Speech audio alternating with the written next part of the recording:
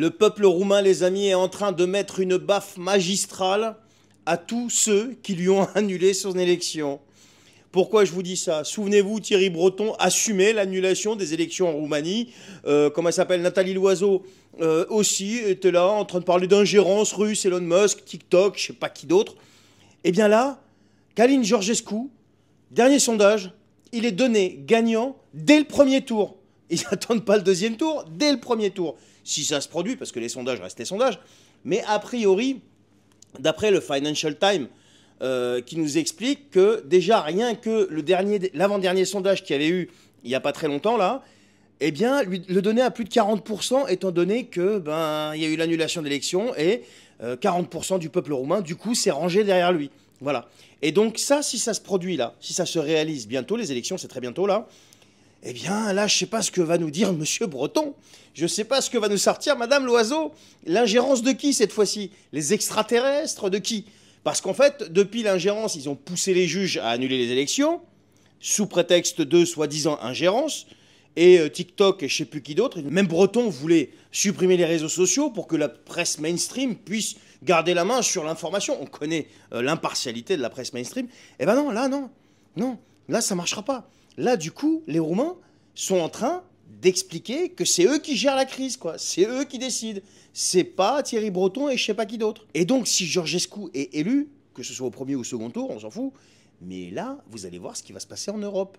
J'ai hâte de voir ça, les gars. Alors, installez-vous bien et popcorn parce que la série ne fait que commencer. Non, mais alors là, j'en ai entendu, mais des comme celle-ci, mais tu vas halluciner. Si je te dis 3 milliards par an pendant 100 ans, ouais, t'as bien entendu. 3 milliards par an pendant 100 ans. Eh bien, Keir Starmer, le chef du Parti travailliste britannique et Premier ministre, a signé un partenariat avec l'Ukraine qui engage la Grande-Bretagne à verser cette somme astronomique, pas pour un an, pas pour 10 ans, mais pour 100 ans. Et le résultat, eh bien, une facture totale de 300 milliards de livres sterling.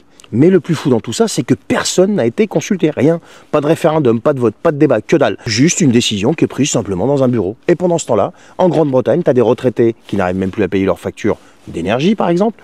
Tu as des files d'attente qui explosent devant les banques alimentaires. Le NHS, donc National Health Security, c'est un petit peu leur sécurité sociale, qui est le système de santé public, là-bas au Royaume-Uni, et qui a été créé en 1948, qui offre des soins médicaux quand même gratuits ou à faible coût aux résidents britanniques, et qui est financé principalement par les impôts, et qui est aussi un pilier fondamental de la société britannique, un petit peu comme notre sécurité sociale ici, eh bien il est en crise totale. Et les Britanniques ont des problèmes très très concrets, Monsieur Starmer, très urgents. Mais visiblement, c'est pas votre priorité. Non, la priorité c'est de jouer les mécènes, pour un siècle, dans un partenariat qui inclut quoi? La défense et l'énergie. Mais pas pour la Grande-Bretagne, en Ukraine. Et c'est là qu'une vraie question se pose. À quel moment ce genre de décision devient légitime quand le peuple n'est pas consulté? Et je vous parle de ça en Grande-Bretagne, vous pourrez me dire, ouais, la Grande-Bretagne, mais oui, mais en France, c'est la même chose. Hein. Les Britanniques, ils ont quand même leur mot à dire. Est-ce qu'ils ont accepté de sacrifier leur argent pour les 100 prochaines années? Je pense pas, non. Et je vous préviens, les amis, si vous pensez que ça n'arrive qu'en Grande-Bretagne, détrompez-vous. Notre Mac national, il pourrait très bien faire la même chose, nous sortir un truc un petit peu du même genre, ici en France. Bah ouais, parce que ce schéma, on le connaît bien. Et me dites pas que c'est impossible, on le connaît que trop bien.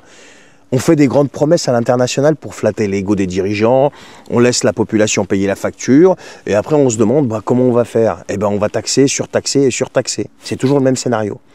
Et pourtant, on voit les mêmes résultats. Du coup, on se retrouve avec une classe moyenne qui est étranglée, des services publics qui s'effondrent, et des citoyens qui se débattent avec des problèmes bien réels pendant qu'on gaspille des milliards à l'étranger. Alors à un moment, il va falloir se poser les vraies questions quand même. Combien de temps on va accepter ça ? Je vous ai donné l'exemple de la Grande-Bretagne, mais des exemples ici, on en a plein. Regardez, quand Barnier vous a demandé 60 milliards d'efforts, le même jour, il remettait 3 milliards notre président à Zelensky.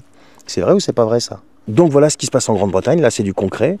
J'attends de voir ce que notre Mac national va faire en dernier sursaut de générosité vis-à-vis de ZZ de l'autre côté. Allez les amis, j'en ai terminé, partagez cette vidéo, commentez-la, abonnez-vous si vous n'êtes pas abonné, je vous en remercie et je vous dis à bientôt.